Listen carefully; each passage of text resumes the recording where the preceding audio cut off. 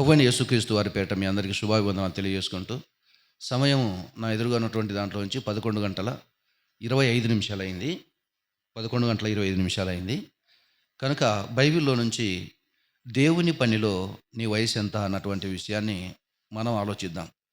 వయసు అనగానే ఏదైనా ఒక కార్యక్రమాన్ని జరిపించాలంటే, ఒక ఇల్లు కట్టాలన్నా, పెళ్లి చేయాలన్నా, లేదు ఏదైనా ఒక కార్యక్రమాన్ని గురించి, ఒక పండగ జరిగించాలన్నా, ఒక గొప్ప కార్యక్రమం జరిగించాలంటే దానికి కొంతమంది పెద్దలు ముందుగానే ఆలోచిస్తారు. పెద్దలంతా కూడుకొని ఆలోచిస్తారు. అలా పెద్దలందరూ కూడుకొని ఆలోచించటం వలన అది మంచిగా ఉంటుంది, బాగుంటుంది. అలాగే ఏ పని చేయాలన్నా కూడా పెద్దలు అన్నటువంటి వాళ్ళు అవసరం. పెద్దలనగానే వయసులోనూ అనుభవంలోనూ ఉన్నటువంటి పెద్దలు ఏదైనా కార్యక్రమాన్ని గురించి ఆలోచించటం అవసరం. ఇక చిన్నపిల్లలకు అనుభవం ఉండదు, వయసు ఉండదు కనుక అలాంటి చిన్నపిల్లల విషయంలో ఏం చెప్పాడు దేవుడు అని మనం ఆలోచిద్దాం. ఇకపోతే కొంతమంది వయసు వచ్చిన బుద్ధిలోనూ జ్ఞానంలోనూ ఎదగరు. వయసు ఎక్కువగా ఉంటుంది, ఏళ్ళు ఎక్కువగా ఉంటాయి, కానీ అనుభవం ఉండదు, బుద్ధి జ్ఞానం కూడా ఉండకపోవచ్చు.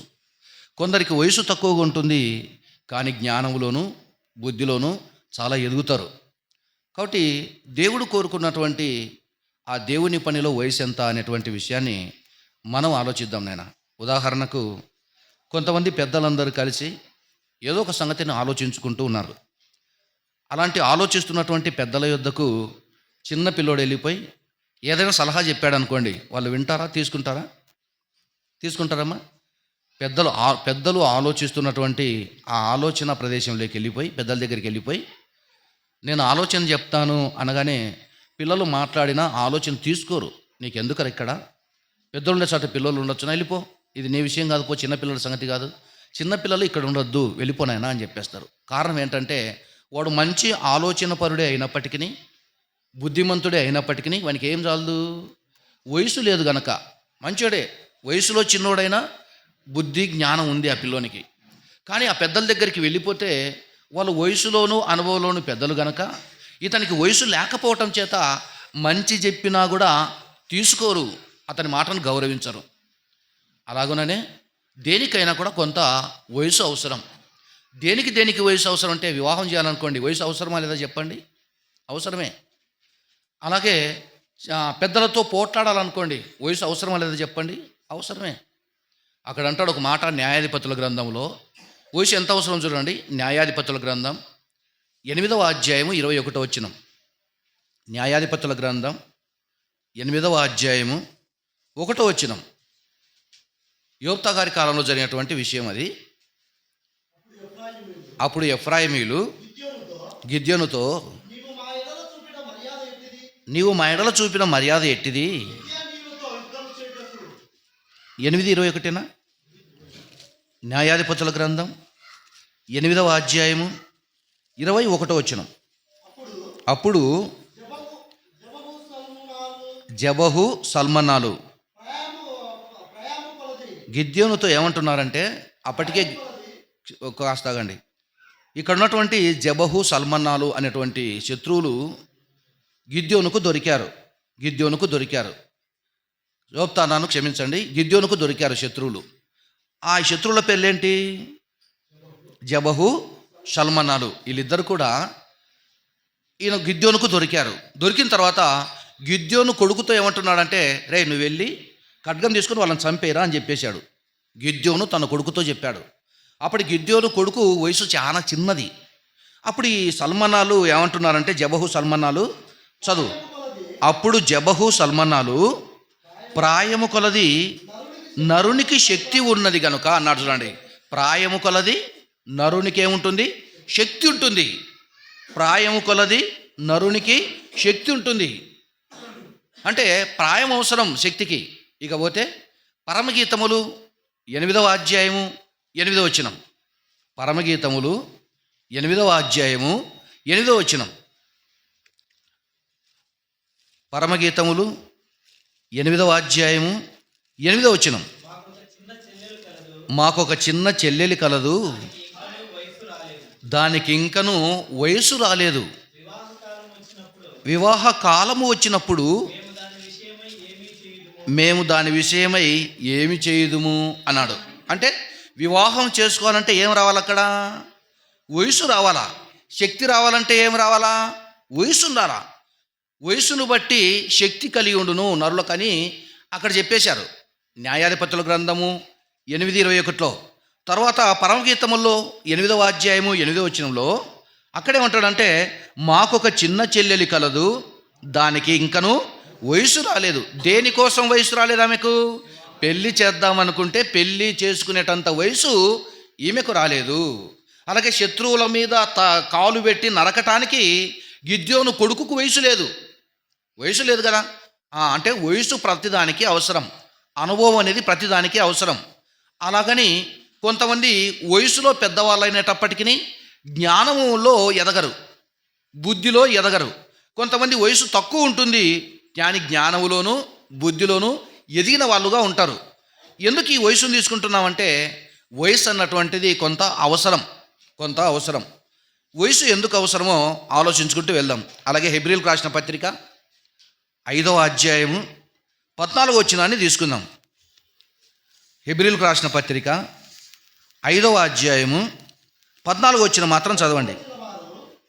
వయసు ఎందుకు అవసరం అంటే, వయసు వచ్చిన వారు అభ్యాసము చేత మేలు కీడులను యోచించుటకు సాధకము చేయబడిన జ్ఞానేంద్రియములు కలిగి ఉన్నారు గనక బలమైన ఆహారము వారికే తగును అన్నారు. చూడండి, అంటే వయసు రావాలి. వయసు అవసరం. పెళ్ళికి వయసు అవసరం, శక్తికి వయసు అవసరం. ఏదైనా కార్యక్రమాన్ని జరిపించాలంటే వయస్సు ప్లస్ అనుభవము, ఈ రెండు ఉన్నటువంటి వాళ్ళైతే పని జాగ్రత్తగా ఉంటుంది, పని భద్రంగా ఉంటుంది, పని మంచిగా ఉంటుంది. కనుక ఒకవేళ జ్ఞానము వివేకము కలిగినా ఆ జ్ఞానాన్ని వివేకాన్ని ప్రకటించుట కొరకు కూడా కొంత వయసు అవసరము అని గలతీయులకు రాసిన పత్రిక 4వ అధ్యాయము 1వ వచనం దగ్గరికి మనం వెళ్దాం. గలతీయులకు రాసిన పత్రిక 4వ అధ్యాయము 1వ వచనాన్ని ఆలోచిద్దాం. పౌలు గారు అంటున్నారు గలతీయులతో, గలతీయులారా, మరియు నేను చెప్పున్నదేమనగా వారసుడు అన్నిటికీ, ఆస్తులన్నిటికీ, ప్రాపర్టీ అంతటికి కర్త అయి ఉన్నను, బాలుడై ఉన్నంత కాలము అతనికిని దాసునికిని ఏ భేదము లేదంటున్నారు. చూడండి, అక్కడ ఆలోచిస్తే మరియు నేను చెప్పున్నదేమనగా, గలతీయులారా నేను చెప్పున్నదేమనగా వారసుడు అన్నిటికీ కర్త అయి ఉన్నాడు. వారసుడు అనేటువంటి వాడు అన్నిటికీ కర్తే, కానీ ఏమి లేదు, అతనికి వయసు లేదు, ఇంకా బాలుడుగానే ఉన్నాడు. కానీ అతను వయసు వచ్చిన తర్వాత ఎంతో ప్రాపర్టీ ఉంది అతనికి, కానీ చిన్నప్పుడే అప్పగించారు కదా. చిన్న వయసులో ఉన్నటువంటి వాళ్ళకు, చిన్నపిల్లలకు మీరు ఏమైనా భూములు రాయిస్తారా? చిన్నపిల్లల పేట ఏదైనా అగ్రిమెంట్ రాయిస్తారా? లేదు కదా. చిన్నపిల్లలు పెట్టినా మళ్ళీ నామీ పెట్టాలి. కనుక ఇక్కడ ఏం మాట్లాడతాడంటే, మరియు నేను చెప్పున్నదేమనగా వారసుడు అన్నిటికీ కర్త అయి ఉన్నను, బాలుడై ఉన్నంత కాలం అన్నాడు. బాలుడై ఉన్నంత కాలం అంటే ఇంకా వయసు రాలేదు. వయసు వచ్చేటంత వరకు బాలుడై ఉన్నంత కాలము ఆ యొక్క వారసునికిని దాసునికిని ఏ భేదము లేదు అని చెప్పాడు. చూడండి, అంటే నువ్వు వారసుడు కావచ్చు, ఆస్తిపరుడు కావచ్చు, హోదా కలిగినటువంటి వాడు కావచ్చు, రాజకుమారుని కావచ్చు, అయితే నీకు వయసు లేదు గనక నీకును దాసునికి ఏ భేదము లేదు అన్నాడు. చూడండి, తర్వాత అంటాడు, తండ్రి చేత నియమింపబడే దినము వచ్చే వరకు అన్నాడు. అంటే తండ్రి చేత నియమింపబడే దినము ఎప్పుడు వచ్చేస్తుంది అని ఆలోచిస్తే, తండ్రి ఎప్పుడు పెళ్లి చేస్తాడు కొడుకు? వయసు వచ్చిన తర్వాత. తండ్రి ఎప్పుడు చేస్తాడు కూతురుకు పెళ్ళి? వయసు వచ్చిన తర్వాత. వయసు రాకమునిపే పెళ్లి చేశాడు అనుకోండి, ఏంటి తండ్రి? వయసు రాకమునిపే పెళ్లి చేశాడు అనుకోండి, ఏం తండ్రి? కనీసము కుమార్తెకి ఇంత వయసు రావాలా అని తండ్రికి తెలియదు, చేశాడంటే తెలియదని అర్థం. అలాగే చిన్న వయసులోనే కుమారునికి పెళ్లి చేశాడు అనుకోండి, కనీసం కుమారునికి ఇంత వయసు రావాలా అని తండ్రికే తెలియదు అని అర్థం. కనుక దేవుడు అంటున్నటువంటి మాట ఏంటంటే, తండ్రి చేత నిర్ణయింపబడిన దినము వచ్చు వరకు అన్నారు. చూడండి, అంటే తండ్రి ఏ దినం కోసం ఎదురు చూస్తుంటాడంటే, నా కుమారునికి వయసు రావాలి, పెళ్లి చేయాలంటే వయసు రావాలి, ఇతని పేరిట ఏదైనా ఆస్తి రావాలంటే వయసు రావాలి, ఇతను ఎక్కడికైనా పంపించి మాట్లాడాలంటే వయసు రావాలి, నువ్వు ఎక్కడికెళ్ళైనా మాట్లాడాలంటే వయసు ఉండాలి, అలాగే నీ పేట ఏదైనా రాయించాలంటే వయసు ఉండాలి, అవునా, నువ్వు స్కూల్లో చేర్పించాలంటే వయసు ఉండాలా, ఉద్యోగంలోకి అప్లై చేసుకోవాలంటే నీకు వయసు ఉండాలా, పెళ్ళి కావాలంటే నీకు వయసు ఉండాలా, ఇతరులతో ఏ ప్రాంతానికైనా వెళ్ళి మాట్లాడాలంటే వయసు రావాలి నీకు. వయసు రాకమునిపి పంపించేస్తాడు ఏ తండ్రైనా? పంపించాడు కదా. అది మాట్లాడుతున్నాడు. మరియు నేను చెప్పున్నదేమనగా, వారసుడు అన్నిటికీ కర్త అయి ఉన్నను, బాలుడై ఉన్నంత కాలము ఆ వారసునికిని దాసునికిని ఏ భేదము లేదన్నాడంటే, వారసుడే. వయసు రాకపోయే, వయసు వచ్చే కొద్దీ, వయసు వచ్చేటంత వరకు ఎవరితో సమానం? వయసు వచ్చేటంత వరకు ఎవరితో సమానం? దాసునితో సమానం. దాసునితో సమానం అంటే వయసు వచ్చేటంత వరకు దాసుడుగా ఉండి పని చేయాలా, నేర్చుకోవాలా. వయసు వచ్చిన తర్వాత తండ్రి చేత నిర్ణయింపబడిన దినం వచ్చినప్పుడు ఇక నువ్వు దాసుడు కాకోకుండా యజమానుడు అవుతావు, ఒక అధికారి అవుతావు, ఒక బాధ్యత కలిగిన వాడు అవుతావు అని వయసును గురించి ఇక్కడ మాట్లాడతాడు. కనుక ప్రతి దానికి, దేనికైనా కూడా కొంత వయసు అవసరం, అలాగే అనుభవం అవసరం. ఇలా వయసు లేకోకుండా, అనుభవం లేకోకుండా దేని గురించి ఆలోచించి జరిగించాలన్నా కూడా అది ఇబ్బందికరంగా ఉండవచ్చు, లేదా మేలుకరంగా కూడా ఉండొచ్చు. కనుక మనకు వయసు వచ్చే కొద్దీ ఏం పెరగాల? వయసుతో పాటు వయసు వచ్చే కొద్దీ, ఏళ్ళు జరిగే కొద్దీ వాటితో పాటు ఏం పెరగాల? బుద్ధి, జ్ఞానము పెరగాల. యేసుక్రీస్తు వారు వాక్యం అని చెప్పుకుంటాం, యేసుక్రీస్తు వారు పరలోకం నుండి వచ్చారని చెప్పుకుంటాం, యేసుక్రీస్తు వారు దేవుని కుమారుడే. అయితే తను సువార్త ప్రకటించడానికి ఎంత వయసు వరకు ఆగాడు? 30 సంవత్సరాలు. అవునా? 30 సంవత్సరాలు. ఆ తర్వాత ఆ 30 సంవత్సరాల లోపల ఎలా ఎదిగాడో లూకా గారు రాసిన సువార్త 2వ అధ్యాయము 52వ వచనం దగ్గరికి వచ్చేయండి. లూకా గారు రాసిన సువార్త 2వ అధ్యాయము 52వ వచనం. యేసుక్రీస్తు వారు జ్ఞానవంతును, వయసునందును, దేవుని దయందును, మనుషుల దయందును వర్ధిల్లుచుండెను. అంటే ప్రభు అయినటువంటి యేసుక్రీస్తు వారు కూడా ఈ భూమి మీద బ్రతికిన కాలంలో చిన్న వయసులో ఎవరి దయ వల్ల ఎదిగాడంటున్నాడు? మళ్ళా చదువుదాం 52వ వచనం. యేసు జ్ఞానవంతును, ఈ రెండింటి దగ్గర ఆగుదాం. జ్ఞానమందును, వయసునందును. అంటే వయసు వచ్చే కొద్దీ వయసుతో పాటు ఏమొచ్చేస్తుంది ఆయనకు? జ్ఞానము, బుద్ధి జ్ఞానములు వయసుతో పాటు రావాలా. వయసు వచ్చే కొద్దీ ఎప్పుడు దోగాడతాడా? పిల్లలు మనం పెంచినప్పుడు చిన్నపిల్లలు ఏం చేస్తారంటే ఇటు బండ పెడితే అటు వండుకుంటారు. తర్వాత కాస్త జరిగిందనుకో, 6 నెలలు 8 నెలలు సంవత్సరం వచ్చేసింది అనుకోండి, అటు ఇటు దొల్లటం ప్రారంభించేస్తారు పిల్లలు. ఆ తర్వాత ఇంకా కాస్త ఏళ్ళు జరిగాయనుకోండి, దొల్లటం పోనిచ్చి మోకాళ్ళ మీద దోగాటం లేదా పొట్టతో దోగటం ప్రారంభించేస్తాడు. ఇక కొంతకాలం జరిగేసరికి కాళ్ళ మీద నిలబడి మంచం పట్టుకొని నడవగలడు, లేదా చెయ్యి ఆపిస్తే నడవగలడు, లేదంటే బండిస్తే బండి పట్టుకొని నడవగలడు. అంటే వయసు పెరిగే కొద్దీ అవయవాలు కూడా పెరగాల. అవునంటారమ్మా? వయసు పెరిగే కొద్దీ మాట్లాడే వయసు వచ్చేసరికి మాట్లాడాలా, నడవవలసిన వయసు వచ్చేసరికి నడవవాలా, అలాగే ఆలోచింపవలసినటువంటి వయసు వచ్చినప్పుడు ఇంకా అప్పుడు ఆలోచించడానికి కూడా ఒక వయసు అవసరం. అలాగనే మనం ఎంత పెద్దవాళ్ళమైనప్పటికీ భక్తిలో ఎదగకపోతే వాళ్ళు చిన్నపిల్లలు లాంటి వాళ్ళే. అలాగని చిన్నపిల్లలు వయసు చాలకపోయినా బుద్ధిలు జ్ఞానంలో ఎదిగితే వాళ్ళు గొప్పవాళ్ళుగానే ఉండిపోతారు. కనుక ఇక్కడ మనం తీసుకోవాల్సిన విషయం ఏంటంటే, భౌతికంగానైనా కూడా ఇక్కడ మాట్లాడుతూ ఏమన్నాడు లూకా సువార్తలో 52 యేసు జ్ఞానమందును, వయసునందును, దేవుని యందును, మనుషుల దయ యందును వర్ధిల్లుచుండెను అన్నాడంటే, నువ్వు వయసు వచ్చేటంత వరకు దేవుని దయ వలన, మనుషుల దయ వలన, జ్ఞానమందును, వయసునందును వర్ధిల్లుచు రావాలా, ఎదగాల. కానీ అలా కాకోకుండా మనము తొందరపాటు పడ్డామనుకోండి, అందులో ప్రమాదం ఉండొచ్చు, లేకపోవచ్చు, చెప్పలేం. కనుక దేనికైనా దేవుని పనిలో నీ వయసు ఎంత అనగానే, ఇప్పుడు మనం బాప్తీసం తీసుకున్నటువంటి వాళ్ళం ఎందరో ఉన్నాం.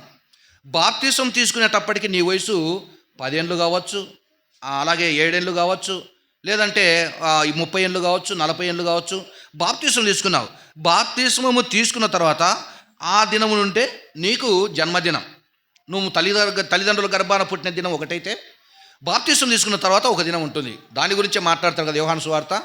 ఏమని మాట్లాడతారు చూడండి, 4వ అధ్యాయంలో యోహాను సువార్తలో మాట్లాడుతూ, యోహాను సువార్త కొత్త జన్మ అంటాడు కదా. ఏమో 3వ అధ్యాయము 6వ వచనం చదవమ్మా. 3-4 చదవమ్మా. అందుకు యేసు అతనితో, ఒకడు కొత్తగా జన్మించితేనే గాని అతడు దేవుని రాజ్యమును చూడలేడని నీతో నిశ్చయంగా చెప్పుచున్నాను నేను. అందుకు నికోదేము, ముసలివాడైన మనుషుడు ఎలాగూ జన్మింపగలడు? రెండవ మారు తల్లి గర్భమందు ప్రవేశించి జన్మింపగలడా అని ఆయనను అడుగగా, యేసు ఇట్లా నేను, ఒకడు నీటి మూలముగాను ఆత్మ మూలముగాను జన్మించితేనే అన్నారు. చూడండి, ఇక ఆగుదామమ్మా. అంటే ఈ బాప్తిస్మం అనేటువంటి ఈ బాప్తిస్మం ద్వారా పాలు పొందినటువంటి మనము రెండవ జన్మను ఎత్తాం. ఇక్కడి నుంచి నీ పని ప్రారంభమవుతుంది, దేవుని పని. నువ్వు తల్లి గర్భమున పుట్టినప్పటి నుంచి వయసు లెక్కలేక వచ్చేస్తుంది. కానీ దేవుని పని ఎప్పటి నుంచి చేస్తున్నావంటే బాప్తిస్మం తీసుకున్నప్పటి నుంచి ఇప్పటి వరకు నువ్వు దేవుని పనిలో నీ వయసు ఎంత, ఇది ముఖ్యమైనది. టైటిల్ యొక్క ముఖ్య ఉద్దేశం ఇది. నువ్వు తల్లిదండ్రుల గర్భాన పుట్టినప్పటి నుంచి నీ డేట్ ఆఫ్ బర్త్ జరుగుతుంది. ఈరోజు సోఫియాది 10వ సంవత్సరం జన్మదినం. అది వచ్చింది పాపం, చాక్లెట్ కూడా ఇచ్చింది పాప. ఆమెకి ఇప్పుడు ఏ వయసు అంటే 10 సంవత్సరాలు అయింది. కానీ భక్తి జీవితంలో అంత అనుభవం ఉంటుంది ఆమెకు, ఉండదు. కనుక భక్తి జీవితంలో అనగానే వాక్యాన్ని విని విశ్వసించి బాప్తిసం తీసుకున్న వెంటనే నువ్వు మరొక జన్మ ఎత్తావు. దేనికోసం అంటే దేవుని పని చేయటానికి. ఇప్పుడు నువ్వు బాప్తిసం తీసుకున్నప్పటి నుంచి 5 ఏళ్ళైనా 10 ఏళ్ళైనా 15 ఏళ్ళైనా 20 ఏళ్ళైనా ప్రార్థన రాదు, వాక్యం చదవడం రాదు, వాక్యం చెప్పటము రాదు. అంటే ఈ బాప్తిసం తీసుకున్న తర్వాత నీ వయసు ఎంత, అది మనకు కావాలా. బాప్తిసం తీసుకోక మునుపు అలాగే ఉన్నావు, బాప్తిసం తీసుకున్న తర్వాత అలాగున్నావు, పుట్టినప్పుడు అలాగే ఉన్నావు, 5-10 ఏళ్ళు జరిగినా అలాగున్నావు. నీ వల్ల లాభం ఏంటి ఆలోచించారా? ఇక్కడి నుంచి నీకు వయసు అవసరం. బాప్తిసం తీసుకున్న తర్వాత దేవుని పనిలో నీ వయసు ఎంత, ఎన్ని పనులు చేసావు దేవుని కోసం అని ఆలోచిస్తే, అమ్మ ప్రార్థన చేయమంటే నా చేత కాదు, నాకు రాదు. పోనీ పాట పాడమ్మా, నా చేత కాదు, నాకు రాదు. మరి ఏమొచ్చేస్తుంది? వీటికి రావడము, వాటికి పోవడం, నడవడం వచ్చేస్తుంది, అంతే కదా. ఎంత ఇబ్బంది చెప్పండి. మీ గర్భాన పుట్టినటువంటి పిల్లలు పుట్టినప్పటి నుంచి ఎన్ని ఏళ్ళు జరిగినా అలాగే ఉంటే మీరు ఏమైనా సంతోషిస్తారా చెప్పండి? లేదు కదా. కనుక బాప్తిస్మము తీసుకున్న తర్వాత కూడా ప్రార్థన చేయమంటే పెద్దలు నేను చేయలేనంటారు, వయసు వచ్చినటువంటి వాళ్ళు నేను చేయలేనంటారు. రోజు ప్రార్థనకు వచ్చినా కూడా అయ్యా ప్రార్థన చేయి, పెద్దవానివి కదా అని అడిగితే, కొంతమందిని అడిగితే ప్రార్థన నాకు రాదు, మీరే చేయి. ఎందుకు రాలేదు నీకు? రావాలి కదా, వయసు వచ్చింది కదా నీకు. బాప్తిసం తీసుకున్నావు, ఆ రోజు పుట్టావు, పుట్టినప్పటి నుంచి 5 ఏళ్ళు అయిపోయింది, 10 ఏళ్ళు అయిపోయింది, 15 ఏళ్ళు అయిపోయింది. అయినా కూడా ఒక పాట పాడతారు ఇండియన్లు అయినా కూడా. ఏమని? చిన్న గొర్రె పిల్లను నేను యేసయ్యా అంటారు. ఏమో పాట విన్నారా ఏమన్నా? పిల్లలు పాడుకుంటే అది బాగుంటుంది. చిన్న గొర్రె పిల్ల అంటే ఓ చిన్నోడు కనుక చిన్న గొర్రె పిల్ల అనుకోవచ్చు. ఇది 30-40 ఏళ్ళు అయిపోయినా కూడా నేను చిన్న గొర్రె పిల్లనంటే అప్పుడు ఆ పాట పాడితే ఇప్పుడు ఆ పాట పాడితే ఒప్పుకుంటారు ఎవరైనా? కాబట్టి దేవుని పనిలో నీ వయసు ఎంత అనగానే దేవుని పని చేయటం కోసం పాపాలు ఒప్పుకొని మా నదిలో బాప్తిసం తీసుకొని పునర్జన్మ పొందావు. ఆ రోజు నుంచి నీ జన్మదినం అవుతుంది, ప్రారంభం అవుతుంది దేవుని పని కోసం. అప్పటి నుంచి ఇప్పటి వరకు నీ వయసు ఎంత అయింది? ఎన్నేళ్ళైందో తీసుకొని బాప్తిసం. ఏది నీ పని? ఏది దేవుని పని? ఏది? ఏం పని చేస్తున్నావు? 10 మంది సువార్త ప్రకటిస్తున్నావా? ప్రకటించే వారికి సహాయం అందించేస్తున్నావా? ఏదైనా ఒక పాట పాడగలుగుతున్నావా? ఒక వాయిద్యం వాయించగలుగుతున్నావా? మందిరాన్ని శుభ్రపరిచే పనిలో ఉన్నావా? లేదు వాక్యం చెప్పే పనిలో ఉన్నావా? పాట పాడగలవా? లేదంటే ప్రార్థన చేయగలవా? లేదా ఇంటింటికి సువార్త చెప్పడానికి వెళ్ళవా? ఏది చేయకోకుండా బాప్తిస్మం తీసుకోకుండా అలాగే ఉన్నావు, బాప్తిస్మం తీసుకున్న తర్వాత అలాగున్నావు. మరి నీ వయసు ఏంటి అక్కడ? నీ ఎదుగుదల ఏది ఎక్కడ? కాబట్టి అంటున్నాడు ఆయన, ఏమంటున్నాడంటే ఇప్పుడు చూద్దాం. హెబ్రీయులకు రాసిన పత్రిక, అపోస్తలుడైన పౌలు గారు హెబ్రీయులకు రాసిన పత్రిక 5వ అధ్యాయము 12వ వచనం దగ్గరికి వచ్చేయండి. కాలాన్ని బట్టి చూస్తే మీరు బాప్తిస్మం తీసుకున్న తర్వాత బోధ నేర్చుకొని దాని ప్రకారము బ్రతుకుతూ బోధకులై కాలాన్ని బట్టి చూస్తే, నువ్వు బాప్తిస్మం తీసుకున్నది మొదలుకొని ఇప్పటి వరకు నీ అనుభవాన్ని చూస్తే, ఆ దినాలను లెక్క పెడితే మీరు బోధకులుగా తయారు కావాలి. ఇప్పటికే మీరు బోధకులుగా ఉండాలి. దేవోక్తులలో మొదటి మూలపాఠములను ఒకడు మరలా మీకు బోధింపవలసి వచ్చింది. అంటే మీరు ఇంకా పాలు తాగాల్సినటువంటి పిల్లలేనా ఇంత వయసు వచ్చినా? బలమైన ఆహారము తినగలిగినటువంటి వారు మీరు కారు. బలమైన ఆహారం పెడితే మీరు జీర్ణించుకోవటం లేదు, తట్టుకోలేకపోతున్నారు. బలమైన ఆహారం అంటే లోతైన సత్యాలు చెప్పేటప్పుడు అమ్మో మాకు బోధపడటం లేదంటున్నాడు. ఏండ్ల పొడిత బాప్తిసం తీసుకున్నప్పటికీ కొన్ని సంగతులు మాకు అర్థం కాలేనటువంటి వాళ్ళు ఉన్నారు. కానీ వీళ్ళు ఎలాంటి వాళ్ళంటే పాలు త్రాగవలసిన వారే కానీ బలమైన ఆహారము తినగలవారు కారు మీరు. మరియు పాలు తాగు ప్రతివాడును శిశువే గనుక నీతి వాక్య విషయంలో అనుభవం లేని వాడై ఉన్నాడు. ఇప్పుడు అంటాడు ఆ 14వ వచనంలో, వయస్సు వచ్చిన వారు అని 2 అనే సంఖ్య పెట్టి పుట్టినోటి ఏమని రాశాడు అంటే పరిపూర్ణులు కావాలి.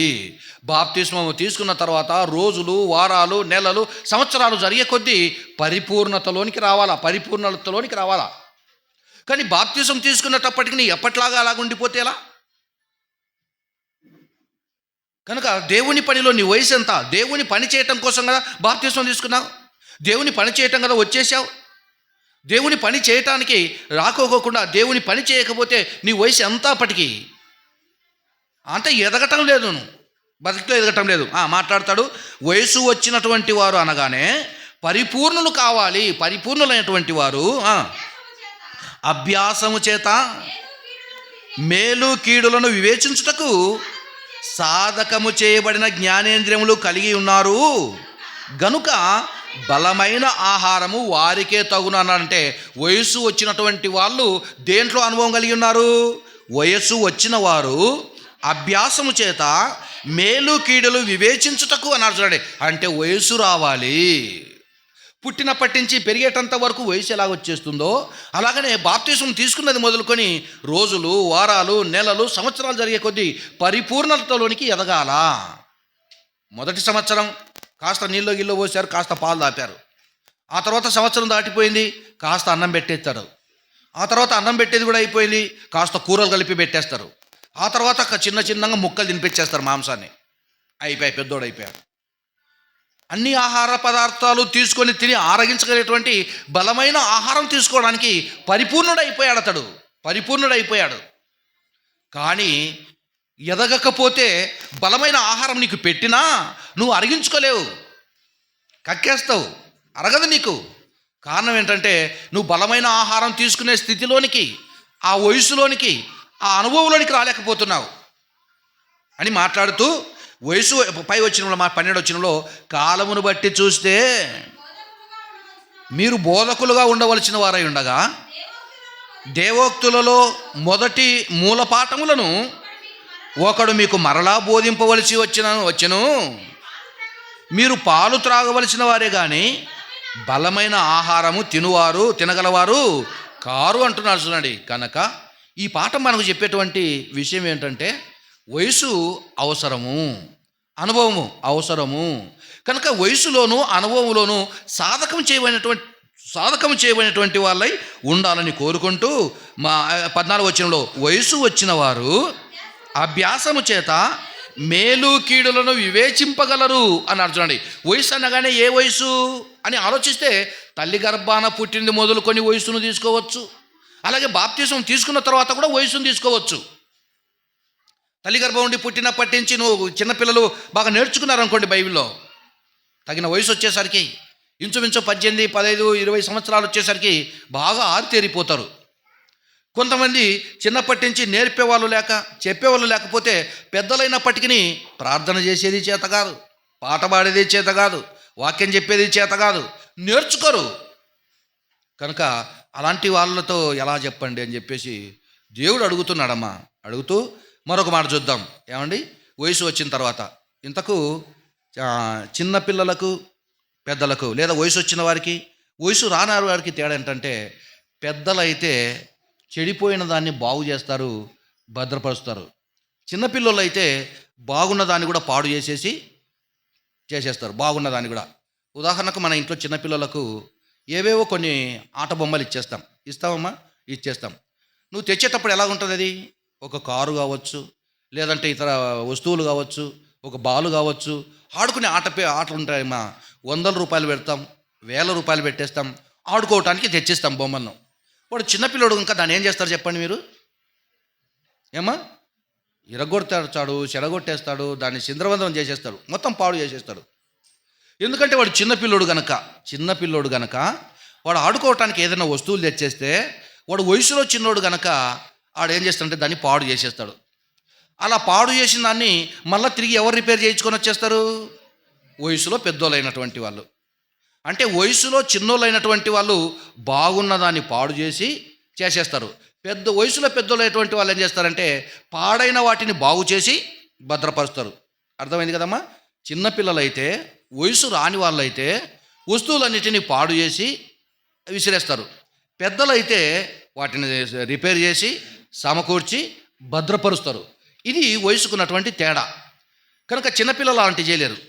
ఇక్కడ మాట్లాడుతూ మరొక మాట కూడా మనం చూద్దాం. ఏమా మత్తయి గారు రాసిన సువార్త అనుకుంటాను. మత్తయి గారు రాసిన సువార్త 11వ అధ్యాయము 16-17 వచనాలు చూద్దాం. మత్తయి గారు రాసిన సువార్త 11వ అధ్యాయము 16-17 వచనాలు చూద్దాం. ఈ తరము వారిని దేనితో పోల్చుదును? దేంతో పోల్చుదు అని 2 విషయాలు 3 విషయాలు ఇక్కడ చెప్తున్నాడు. సంత వీధులలో కూర్చొని ఉండి మీకు పిల్లన గోవిని ఊడిదిత్తిమి కానీ నాట్యం ఆడాలి. నేను పిల్లల గోవిని ఊడుతూ ఉంటే మీరు నాట్యం ఆడాలా. సంత వీధిలో కూర్చొని నేను పిల్లన గోవిని ఊడుతూ ఉంటే మీరు నాట్యం ఆడాలా. ప్రలాపించితిమి కానీ మీరు రొమ్ము కొట్టుకోరు. ఇక 3వ విషయాన్ని చెప్తున్నాడు. తమ చెలికాలతో చెప్పి పిలుపులాటలాడుకొను పిల్లకాయలను పోలి ఉన్నారు మీరు అని చెప్పాడు. చూడండి, అంటే మీకు సంతోషానికి అర్థం తెలియదు, బాధకు అర్థం తెలియదు, దుఃఖానికి అర్థం తెలియదు, అలాగే సంతోషానికి ఆనందానికి మీకు అర్థం తెలియదు. పిల్లలు కదా, ఇదిగో సంత వీధిలో కూర్చొని పిల్లల గోవిని ఊదితే నాట్యమాడేదే చేత కాదు. రెండవది ఏమన్నాడమ్మా? ప్రలాపించితిమి కానీ మీరు రొమ్ము కొట్టుకొని రైతు అంటున్నాడు. ఎవరైనా చనిపోతే చిన్న పిల్లలు ఏడుస్తారా, పెద్దోళ్ళు ఏడుస్తారా? పెద్దోళ్ళకి అర్థమవుతుంది కాబట్టి ఏడుస్తారమ్మా. అలా ఏడుపూసి పిల్లోడు ఏడుస్తారా? వాడేదో ఆడుకుంటా పోతుంటాడు డావలో అని తెలీదు. కనుక పిల్లలు అనగానే మంచి చెడ్డలు వివేచించలేనటువంటి వయసు, అది పిల్ల వయసు. కనుక ఇప్పుడు పౌలు గారు ఏమంటున్నారో ఆయన దగ్గరికి వెళ్ళిపోదాం. కొరింథీయులకు రాసిన మొదటి పత్రిక 13వ అధ్యాయము 11వ వచనం దగ్గరికి వెళ్ళిపోదాం. పౌలు గారి దగ్గరికి వెళ్ళిపోదాం. పౌలు గారు పెద్దవాడుగా ఉండేటప్పుడు ఏం చేశాడు, చిన్నపిల్లడుగా ఉండేటప్పుడు ఏం చేశాడో ఇది మనకు చాలా అవసరమైనటువంటిది. అలాగే మోసే గారు, దైవజనటువంటి మోసే గారు, ఆయన పెద్దవాడైనటప్పుడు ఏం చేశాడు, పెద్దవాడు కాకమునుపు ఏం చేశాడు అనే 2 విషయాలను మనం ఆలోచించి ఈ పాఠంలో యొక్క ఆంతర్యాన్ని మనం తెలుసుకుందాం.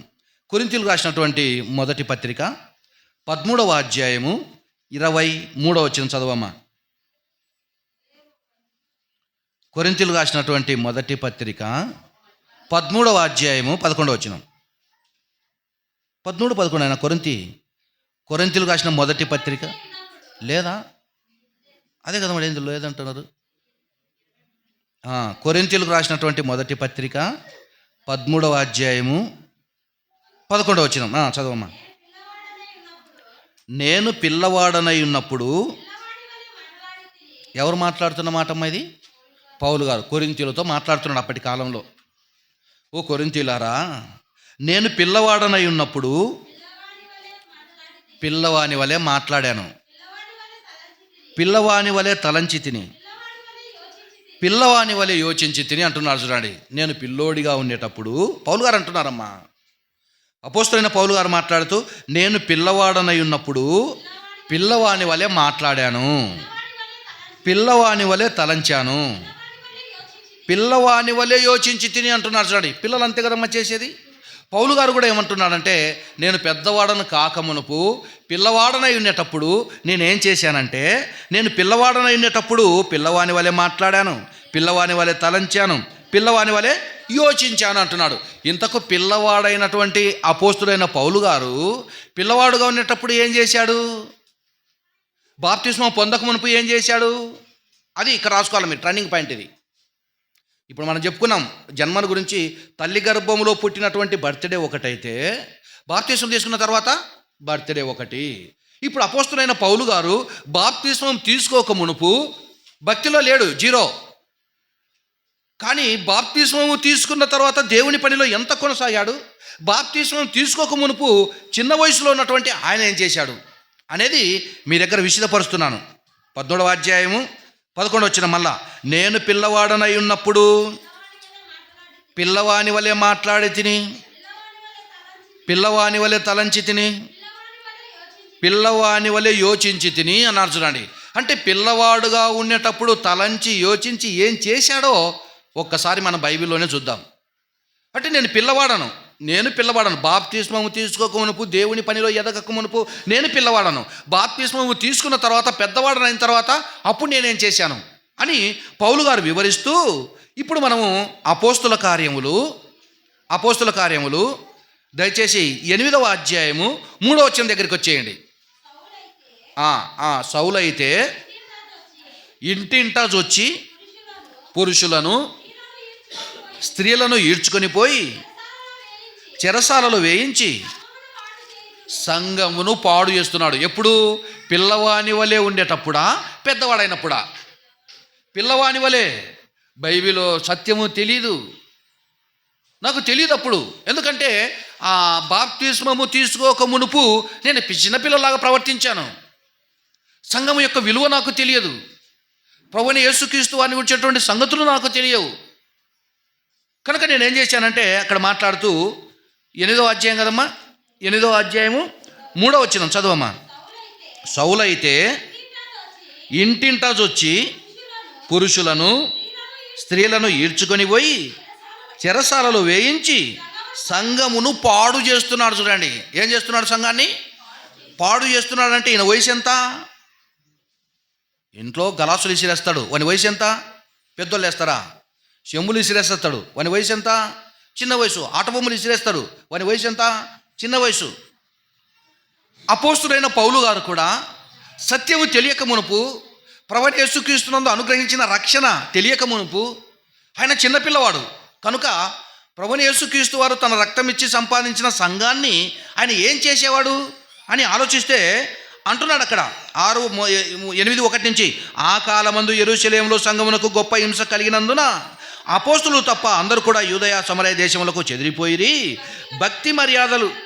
భక్తి గల మనుషులు స్టెఫెను సమాధి చేసి అతనిని బహుగా ప్రలాపించారు. ఇప్పుడు 3, సౌలైతే ఇంటింటా వచ్చి పురుషులను, అంటే బాగుంది, ఎందుకంటే సౌలు గారు పురుషుడే గనక. కానీ మరి ఎవరి మీదకి వెళ్ళిపోయాడు? స్త్రీల మీదకి కూడా పోయాడంట. చూడండి, పురుషులు స్త్రీలు అనే తేడా లేకోకుండా ఏం చేస్తున్నాడనంటే పురుషులను స్త్రీలను ఈడ్చుకొని పోయి అంటున్నాడు. చూడండి, ఈడ్చుకొని పోయి చెరసాలలో వేయించి సంఘమును పాడు చేస్తున్నాడు. సంఘాన్ని పాడు చేస్తున్నాడు. ఇతనికి ఏ వయసు లేక సంఘాన్ని పాడు చేస్తున్నాడు? మంచి చెడ్డలు వివేచించే వయసు లేదు. లేకపోవటం చేత మంచేదో చెడోదో తెలియకోకుండా సంఘమంతటిని పాడు చేస్తున్నాడు. ఆలోచించే ఆలోచన లేదు అతనికి. చిన్న వయసులో ఉన్నాడు గనక, భక్తిలో చిన్న వయసు గనక తెలియలేదు, పాడు చేసేస్తున్నాడు. తర్వాత 9:1-2 అదే అపోస్తుల కార్యములు 9వ అధ్యాయము 1-2 వచనాలు చదవమ్మా. సౌలు ఇంకను ప్రభు యొక్క శిష్యులను బెదిరించుటైను హత్య చేయుటైను తనకు ప్రాణాధారమైనట్టు ప్రధాన యాజకుని యొద్దకు వెళ్ళి ఈ మార్గమందున్నటువంటి పురుషులను స్త్రీలనైనను కనుగొనిన ఎడల వారిని బంధించి యెరూషలేమునకు తీసుకుని వచ్చుటకు దమస్కులోని సమాజం వారికి పత్రికలు ఇమ్మని అడిగాడు. అంటే ఇప్పుడు ఎలా ఆలోచిస్తున్నాడు? పిల్లవాని వలె ఆలోచించాను, పిల్లవాని వలె తలంచి తిని, పిల్లవాని వలె మాట్లాడుతున్నాడు. సంఘం అంటే తెలీదు. ప్రభువైన యేసుక్రీస్తు ద్వారా విమోచింపబడినటువంటి పిల్లలంటే ఎవరో తెలియదు. ఆ సంఘం అంటే తెలియదు. అది తెలియక ఏం చేస్తున్నాడు అంటే సంఘం అంతటిని ఏం చేస్తున్నాడు? పాడు చేసేస్తున్నాడు. వయసు రానటువంటి చిన్నపిల్లలు ఇంట్లో వస్తువులన్నిటిని ఎలాగైతే పాడు చేసేస్తారో అలాగ చేసేస్తున్నాడు సంఘాన్ని అంతటిని. అలా చేయడానికి గల కారణం ఏంది? అతని వయసు లేదు. ఆలోచించలేకపోయాడు. ఆ వయసు లేదు. తర్వాత కొంతకాలం అయిన తర్వాత బాప్తిసం తీసుకున్నాడు. బాప్తిసం తీసుకున్నప్పటి నుంచి ఏం చేశాడో చదివే ముందు మళ్ళా కొరింథీయులకు రాసిన పత్రిక 13:11 వెళ్ళిపోదాం. అంటున్నాడు. ఇప్పుడు ఏమంటున్నాడు? నేను పిల్లవాడనై ఉన్నప్పుడు అంటే ఏం జ్ఞాపకం చేసుకున్నాడు ఇప్పుడు పౌలు గారు? నేను పిల్లవాడిని అనేటప్పుడు సంఘాన్ని ఏం చేశాను? పాడు చేశాను. పిల్లవాడై ఉన్నటప్పుడు అంటే వయసులోనా లేదంటే భక్తిలోనా? భక్తిలో పిల్లవాడు. భక్తిలో పరిపూర్ణం కానటువంటి వాళ్ళు సంఘాన్ని పాడు చేస్తారమ్మా, అప్పుడైనా ఇప్పుడైనా. బైబిల్లో ఆదికాండం మొదలుకొని ప్రకటన గ్రంథం వరకు ఏ ఏ సంగతులు ఏ ఉద్దేశంతో దేవుడు రాయించాడో అది తెలియకపోతే కూడా సంఘాన్ని పాడు చేసేస్తారు. పౌలు గారికి ఆ సంగతులు తెలియదు గనక నేను పిల్లవాడనైనటప్పుడు 11 వచనం, నేను పిల్లవాడనైనటప్పుడు పిల్లవాని వలె మాట్లాడాను సంఘంలో, పిల్లవాని వలె తలంచాను సంఘాన్ని గురించి, పిల్లవాని వలె ఆలోచించాను సంఘాన్ని గురించి. ఇప్పుడు పెద్దవాడిని అయిపోయానంటే ఇప్పుడు సంఘం గురించి పెద్దగా ఆలోచించాను. నేను నా జ్ఞానేంద్రియములు తెరవబడ్డాయి. మంచి చెడు ఆలోచించేటువంటి వయసు నాకు వచ్చేసింది. భక్తిలో బాప్తిస్మం తీసుకున్నాడు కదా, బాప్తిస్మం తీసుకోక మునుపు అతడు సంఘాన్ని పాడు చేసేస్తున్నాడు. బాప్తిస్మం తీసుకున్న తర్వాత పెద్దవాని వల్ల ఆలోచించాడు. ఆలోచించి ఇప్పుడేమంటాడమ్మా? ఇప్పుడు పెద్దవాడనై పిల్లవాని చేష్టలు మానేశాను అన్నాడు. చూడండి, ఇప్పుడు ఏం మానేశాడు? బాప్తిస్మం తీసుకున్న తర్వాత పెద్దవాడు అయిపోయిన తర్వాత ఇప్పుడేం మానేశాడు? సంఘాన్ని హింసించటం మానేశాడు. స్త్రీలను పురుషులను పట్టుకొని చీల్చుకుపోవడం మానేశాడు. హింసించటం మానేశాడు. వాళ్ళను కష్టపెట్టడం మానేశాడు. ఈడ్చుకొని రావటము లేదా సంఘానికి గొప్ప హింస కలుగ చేయటము ఇవన్నీ మానేశాడు. ఎప్పుడు మానేశాడు అని ఆలోచిస్తే వయసు వచ్చింది గనక, పెద్దవాడయ్యాడు గనక, వయసు వచ్చి పెద్దవాడు అయ్యాడు గనక సంఘాన్ని హింసించటం మానుకున్నాడు. ఇప్పుడు సంఘాన్ని నిలబెట్టే పనిలోకి వచ్చేసాడు. అప్పుడు వయసు లేదు గనక సంఘాన్ని పాడు చేశాడు. ఇప్పుడు వయసు వచ్చింది కనుక పెద్దోడు అయిపోయాడు కనుక సంఘాన్ని నిలబెడుతున్నాడు. అప్పుడేమో 8వ అధ్యాయం 3వ వచనంలో ఏమన్నాడు? ఆ కాలమందు 3వ వచనం చదవమ్మా. మీరు ఆలోచించండి, బాగా సులువుగా అర్థమయ్యేటట్టుగా తీసుకొని వచ్చేస్తాను. సౌలు అయితే ఇంటింటొచ్చి పురుషులను స్త్రీలను ఈడ్చుకొని పోయి చెరసాలలో వేయించి సంఘమును పాడు చేస్తున్నాడు అనేది ఒకటి గుర్తుపెట్టుకోండి. తర్వాత 9వ అధ్యాయం 1వ వచనం, సౌలు ఇంకను ప్రభు యొక్క శిష్యులను బెదిరించుటైను హత్య చేయుటైను తనకు ప్రాణాధారమైనట్లు ప్రధాన యాజకుని యొద్దకు వెళ్ళి ఈ మార్గమందున్నటువంటి పురుషులనైనను స్త్రీలనైనను కనుగొనిన ఎడల వారిని బంధించి యెరూషలేమునకు తీసుకొని వచ్చుటకు దమస్కులోని సమాజపు వారికి పత్రికలు ఇచ్చేయి అని అడుగుతున్నాడు. అప్పుడు బాప్తిస్మం తీసుకోమనపు, అది చిన్న వయసులో ఉండేటప్పుడు. ఇప్పుడు ఏమంటున్నాడో ఇప్పుడు చూద్దాం. ఏమా? కొరింథీయులకు రాసినటువంటి 2వ పత్రిక 11వ అధ్యాయము 23వ వచనంలోకి ఇప్పుడు 2వ కొరింథీయులకు వచ్చేసేయండి. కొరింథీయులకు రాసిన 2వ పత్రిక 11వ అధ్యాయము 23వ వచనం. చెప్పమ్మా. ఇదిగో వాళ్ళు క్రీస్తు పరిచారకులా వెరివాని వలె మాట్లాడుచున్నాను, నేనును మరి ఎక్కువగా. ఏమ్మా? ఎవరికి? నేను వాళ్ళకంటే ఇప్పుడు ఎక్కువగా క్రీస్తు పరిచారకుడు అంటాడే. ఇప్పుడు వయసు ఎట్లా వచ్చేసింది? నాకు వయసులో పెద్దవాడైపోయాడు. పెద్దవాడైపోయాడు. వయసు వచ్చేసింది. భక్తిలో వయసు వచ్చేసింది. సంఘం అంటే అర్థమైపోయింది. యేసుక్రీస్తు వారి అంటే ఏమో అర్థమైపోయింది. ఆయన కార్చిన రక్తం చేత ఇలా పాప విమోచన కలుగుతుందో అర్థమైపోయింది. అంత ఉనుపు వయసులో చిన్నవాడు, సంఘం అంటే ఏమో తెలియదు, ఆయన రక్తం అంటే ఏదో వీడియో తెలియదు కనుక ఆ చిన్న వయసులో ఉండేటప్పుడు సంఘాన్ని బాధ పెట్టి చిత్రహింసలు పెట్టేవాడు. ఎప్పుడైతే బాప్తిస్మం తీసుకున్నాడో అప్పుడు వయసులో పెద్దవాడైపోయాడు, జ్ఞానంలో పెద్దవాడైపోయాడు. అయిపోయి ఇప్పుడు ఏమంటున్నాడంటే 23వ వచనంలో, వారు క్రీస్తు పరిచారకుల వెరివాని వలె మాట్లాడుచున్నాను, నేను మరి ఎక్కువగా క్రీస్తు పరిచారం. ఒకప్పుడు క్రీస్తును నమ్మిన వాళ్ళని చంపేశాను, అది నాకు తెలియదు చిన్న వయసు. ఇప్పుడు క్రీస్తుకే పరిచారకుడని అయిపోయాను. తర్వాత మరి విశేషముగా ప్రయాసపడితిని సంఘం కోసం, మరి అనేక పర్యాయములు చెరసాలలో ఒక్కొక్కప్పుడు నేనేసేవాడిని, ఇప్పుడు నేనే చెరసాలలో ఉండాల్సిన పరిస్థితి ఏర్పడింది. అపరిమితంగా ఒకప్పుడు వాళ్ళని నేను కొట్టేవాళ్ళను, ఇప్పుడు నేనే దెబ్బలు తింటున్నాను. ఈ తేడా ఎక్కడొచ్చింది చెప్పండి? తేడా ఎక్కడొచ్చింది? అప్పుడు ఒకరిని కొట్టేవాడు, ఇప్పుడు ఒకడు కొడితే పడిపోతున్నాడు. అప్పుడు అందరినీ చెరసాలలో వేసేవాడు, ఇప్పుడు ఈయనే చెరసాలలోకి వెళ్ళిపోతున్నాడు. తేడా ఎక్కడొచ్చింది చెప్పండి? అప్పుడు చిన్న వయసు, ఇప్పుడు పెద్ద వయసు. అప్పుడు అనుభవం లేదు, ఇప్పుడు జ్ఞానానుభవం వచ్చింది.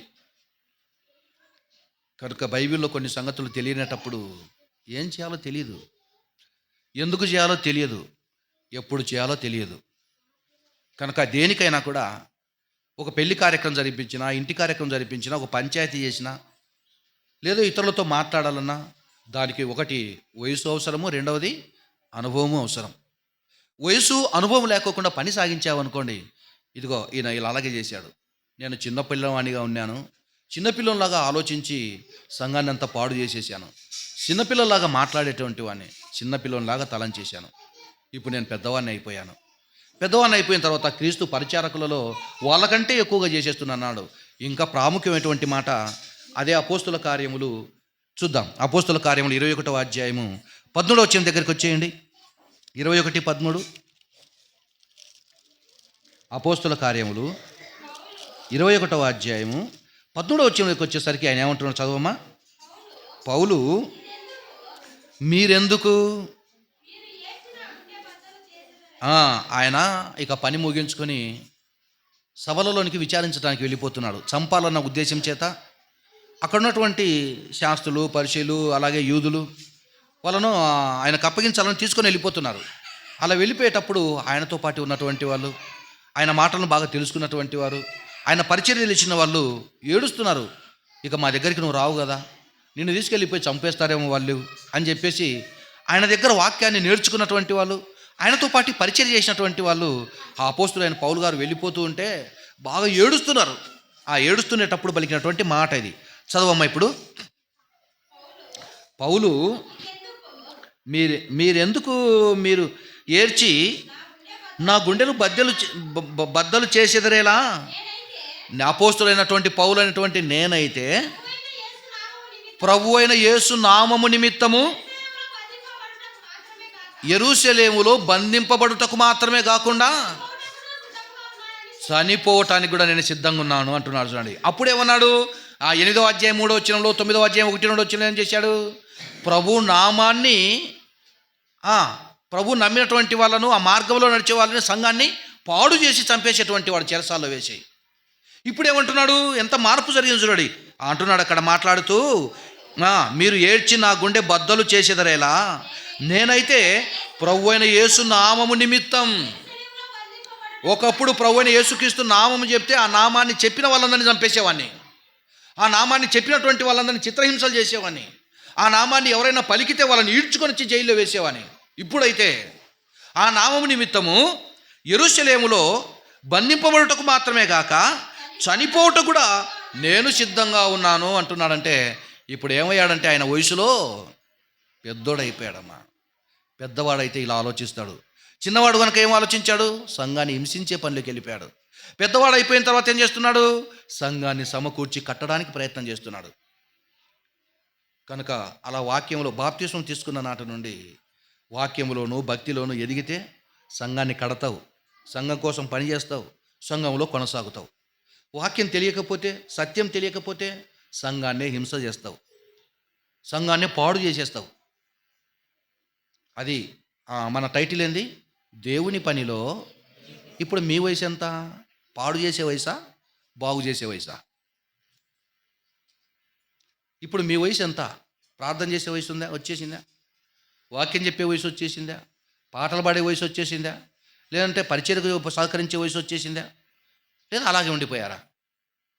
దేవుడు అడుగుతాడు. మీరు కాలాన్ని బట్టి చూస్తే బోధకులై ఉండవలసిన వారై ఉండగా దేవోక్తులలో మొదటి పాఠాలు మరలా మీకు బోధింపవలసి వచ్చేసింది కనుక మీకు ఇంకా వయసు రాలేదయ్యా అంటున్నాడు.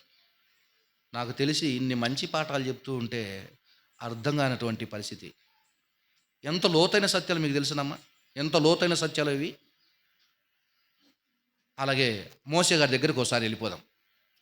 మోషే గారు 11వ అధ్యాయము 24వ వచనం దగ్గరికి వెళ్ళిపోదాం. హెబ్రీయులకు రాసిన పత్రిక, అది పౌలు గారి చరిత్ర అండి. పౌలు గారు చిన్నపిల్లవాడిగా ఉండేటప్పుడు సంఘాన్ని పాడు చేశాడు. పెద్దవాడైన తర్వాత సంఘాన్ని కట్టాడు.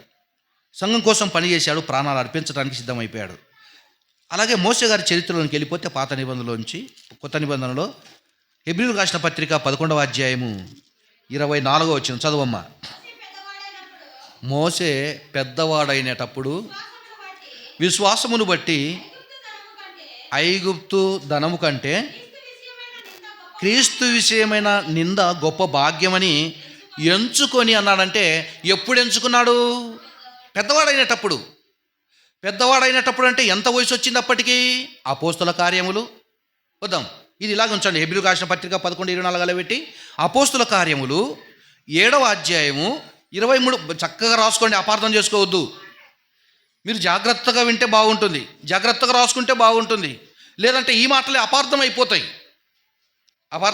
పెద్ద మనసుతో ఆలోచించండి, చిన్న చిన్న మనసుతో ఆలోచించకండి. చిన్న చిన్న విషయాల గురించి ఆలోచించకండి, పెద్ద పెద్ద విషయాలతో ఆలోచించండి. అక్కడ అంటాడు అపోస్తుల కార్యములు 7వ అధ్యాయము 23వ వచనం. అతనికి అంటే ఎవరిని తీసుకోవాలి ఇక్కడ మనం? మోషే గారికి 40 ఏళ్ళు వచ్చినప్పుడు చదవం. ఇశ్రాయేలీయులైనా అప్పుడు బుద్ధి పుట్టిందంట. ఎన్నేళ్ళు వచ్చినాక? అంటే అంతకుముందు ఏం బుద్ధి పుట్టింది? నా సహోదరులు చూడాలనిపించలేదా? అంతకు మునుపంట ఐగుప్తీలే. ఐగుప్తు ధనము నాది, ఐగుప్తు సింహాసనం నాది, ఐగుప్తు రాజరికం నాది, ఐగుప్తు ఫరో కుమార్తె నా తల్లి. అది అప్పుడు ఆ వయసు వచ్చేటంత వరకు.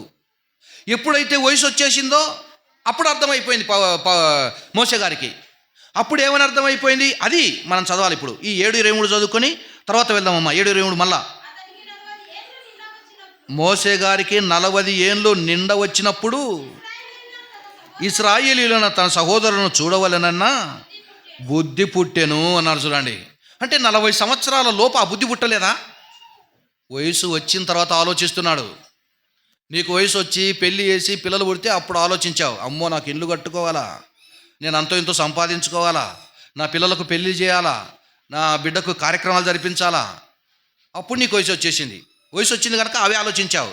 ఇవి రాకమునుపు కొత్త సొక్కాలు దొరుకుకోవాలా, కొత్త సినిమా చూడాలా, కొత్త హోటల్లోకి వెళ్ళిపోవాలా, ఆయా ఊర్లకు పెళ్ళిళ్ళకి వెళ్ళిపోవాలా, ఫంక్షన్లకు వెళ్ళిపోవాలా, మీటింగ్లకు వెళ్ళిపోవాలంటావు. ఇప్పుడు వయసు వచ్చి పెళ్ళి పిల్లలు పుడితే అప్పుడు పోతావా? పోవు. కనుక వయసు అనేది అవసరమమ్మా. అనుభవం అనేది వయసు అవసరం, అనుభవం అనేది అవసరం. ఇవన్నీ ఎలా వచ్చేస్తాయంటే, అనుభవం రావాలంటే వయసు రావాలా. వయసు వచ్చేటప్పటికి అనుభవం రాలేదనుకోండి, మరీ దౌర్భాగ్యమైన పరిస్థితి. కనుక ఇక్కడ ఏమంటున్నాడంటే 23వ వచనంలో మోషే గారికి 40 ఏళ్ళు వచ్చినప్పుడు ఇశ్రాయేలీయులైన తన సహోదరులను చూడవలనన్నటువంటి బుద్ధి పుట్టింది. పుట్టిన తర్వాత ఏమనుకున్నాడు? ఇప్పుడు హెబ్రీయులకు రాసిన పత్రిక 11వ అధ్యాయము 23వ వచనం అమ్మా. 24 మోషే పెద్దవాడైనటప్పుడు విశ్వాసమును బట్టి ఐగుప్తు ధనము కంటే, అంటే ఎప్పుడు అనుకుంటున్న మాటలు ఇవి? పెద్దోడైపోయిన తర్వాత. అంతమునుపు ఐగుప్తు ధనము నాది, ఐగుప్తు సింహాసనం నాది, రాజరికం నాది, రాజకుమార్తె యొక్క కుమారుణ్ణి నేను అనుకునేటువంటి వాడు. కానీ వయసు వచ్చి ఆలోచించిన తర్వాత ఇప్పుడు అంటున్నాడు, ఏమంటున్నాడంటే మోషే పెద్దవాడైనప్పుడు విశ్వాసమును బట్టి ఐగుప్తు ధనము కంటే క్రీస్తు విషయమైన నింద గొప్ప భాగ్యమని ఇప్పుడు ఎంచుకుంటున్నాడమ్మా పెద్దోడైపోయిన తర్వాత. అప్పటి వరకు ధనం అనుకున్నాడో ఏమో కానీ మొత్తానికి పెద్దవాడైపోయిన తర్వాత క్రీస్తు నిమిత్తము నిందలు అనుభవిస్తేనే మేలుంది అంటున్నాడు. అంత మునుపు ఏది మేలుగా ఎంచుంటాడు చెప్పండి? అంత ముందంతా ఏది మేలుగా ఎంచాడు? ఏవేవో వాటిని గురించి ఆలోచించాడు. ఇప్పుడు పెద్దోడైపోయిన తర్వాత ఎంత మంచిగా ఆలోచిస్తున్నాడంటే, ఐగుప్తు ధనము కంటే క్రీస్తు విషయమైన నింద గొప్ప భాగ్యమని ఎంచుకొని అల్పకాల పాపభోగములు అనుభవించుట కంటే, అంటే అనుభవించి చెప్తున్నాడా ఈ మాట? అనుభవించుకోకుండా చెప్తున్నాడా? అల్పకాల పాపభోగములు అన్నాడు. అల్పకాల పాపభోగాలు అనుభవిస్తే తెలుస్తాయా, అనుభవించకపోయినా తెలుస్తాయా? 40 ఏళ్ళు వచ్చాయనుకో, 40 ఏళ్ళలో ఆయన్ని అనుభవించడా? 40 ఏళ్ళు వచ్చాయంటే 40 ఏళ్ళ వరకు అనుభవించుకోకుండా అంటాడా? అనుభవించాడు. అది చిన్న వయసు. ఇప్పుడు పెద్ద వయసు వచ్చేసింది. ఆలోచించాడు, అమ్మో ఇవన్నీ అల్పకాల పాపభోగాలే. ఆ తర్వాత వయసు అయిపోతుంది, ఆ తర్వాత ప్రాణం పోతుంది, లేదా మరణిస్తాను, ఆ తర్వాత నా స్థితి ఏంటి, నా జీవితం ఏంటి అని ఆలోచించి అప్పుడు ఆలోచించాడంట.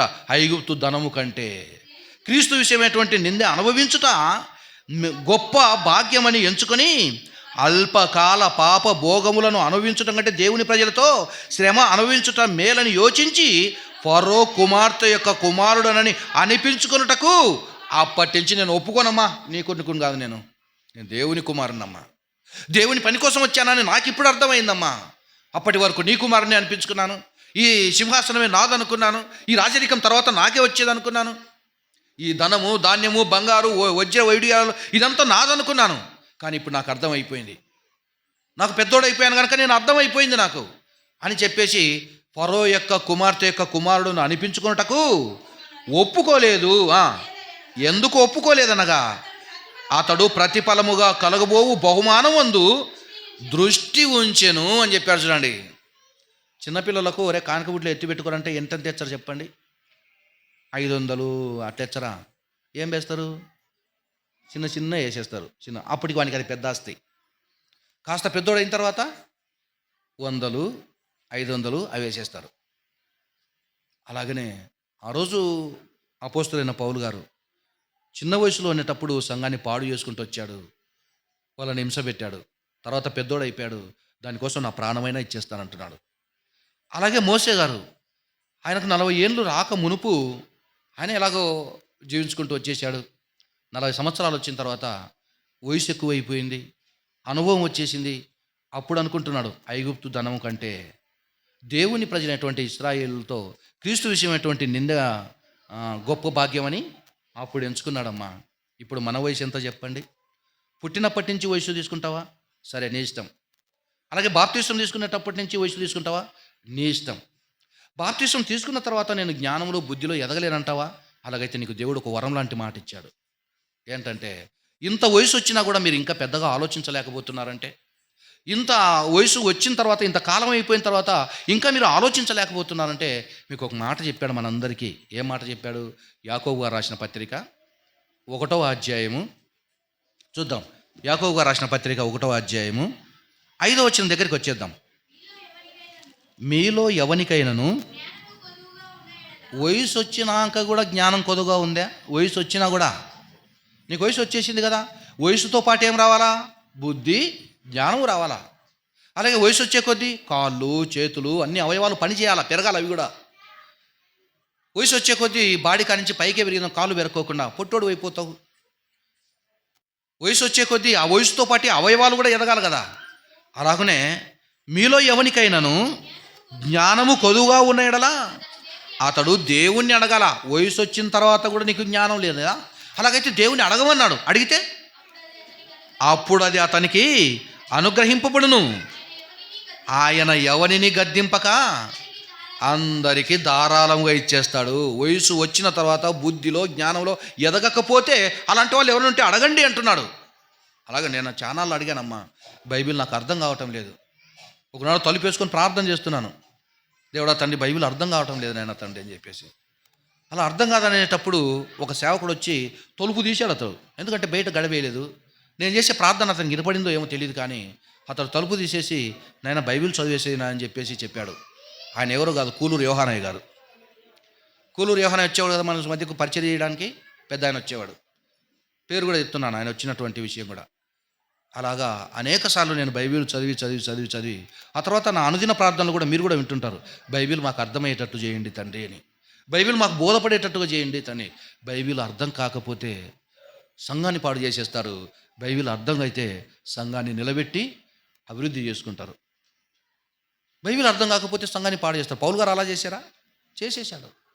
అలాగే మోసే గారికి పెద్దవాడై ఆ వయసు వచ్చేటంత వరకు ఆలోచన కాకమునుపు ఐగుప్తులో సకల విద్యలు నేర్చుకున్నాడు, అక్కడే పనిచేశాడు, అక్కడే ఉపయోగపడ్డాడు.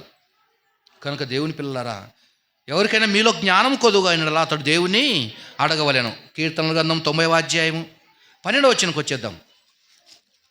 కీర్తనల గ్రంథం 90వ అధ్యాయము 12వ వచనంకి వచ్చేయండి.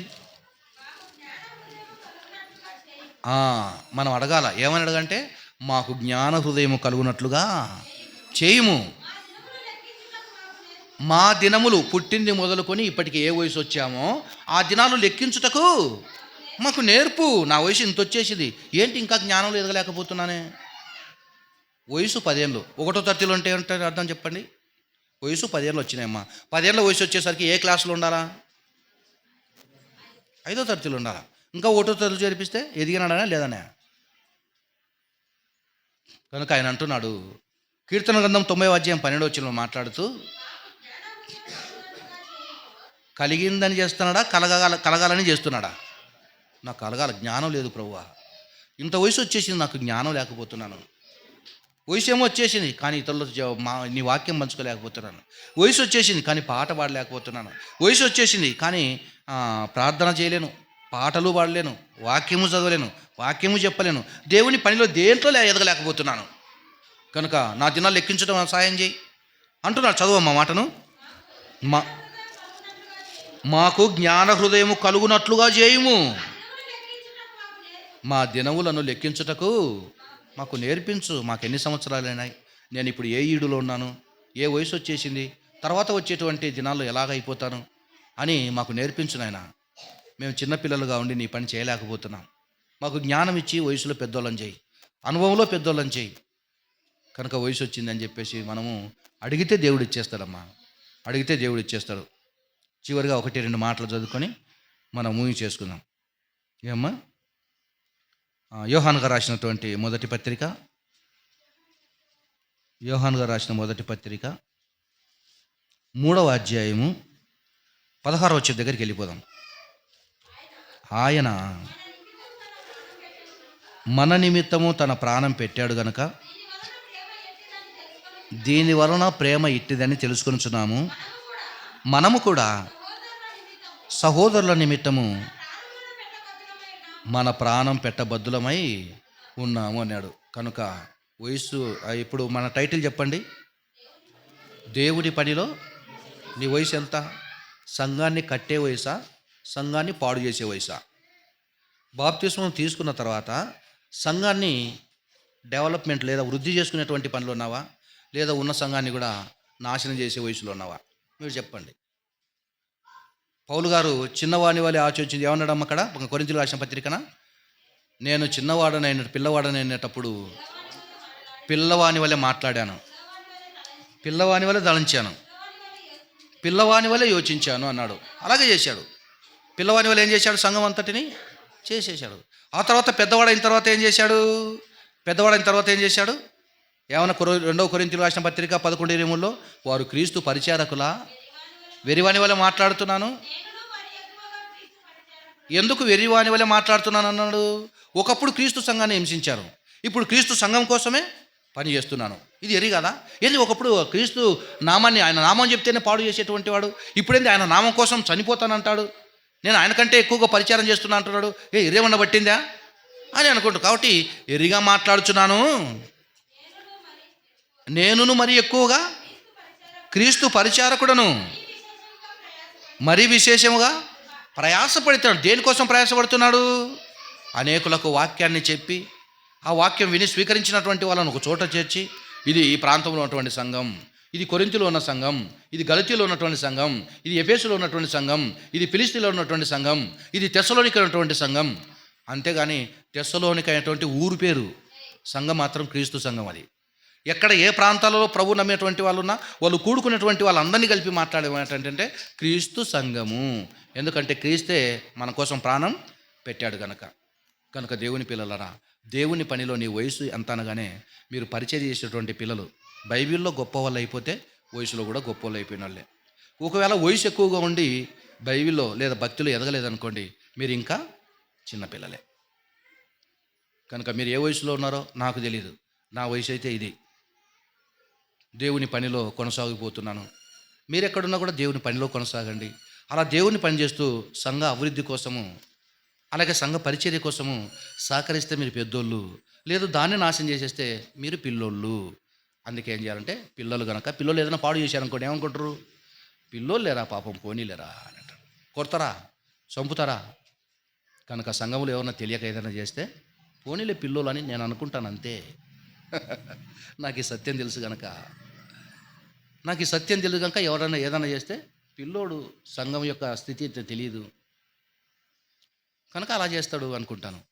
సహకరించేవాడైతే వీడు పెద్దోడు, అంతే కదమ్మా. మీ ఇంట్లో వస్తువులన్నీ తెచ్చి పెడతంటే అమ్మ వీడు సంసారంలో పెద్దోడు అయినరా.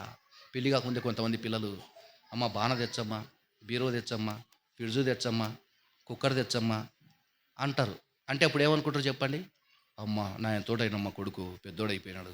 ఏం చేస్తారో వెంటనే వానికి పెళ్ళి చేసేస్తాడు. పెద్దోడైపోయిన బిందెలు బౌలు కొట్టడము, కడవలు బౌలు కొట్టడము, బీరో అద్దం బౌలు కొట్టడము, నువ్వు దూక్కుండే అద్దం బౌలు కొట్టడము, ఫ్రిడ్జ్లోకి వెళ్ళిపోయి పుల్లలు చెక్కడము అట వేసానుకో, ఏంద్రా ఈ వయసు వచ్చిన బుద్ధిలోడా, బుద్ధి లేని పిల్లల మధ్య చేస్తున్నావు అని అంటారు.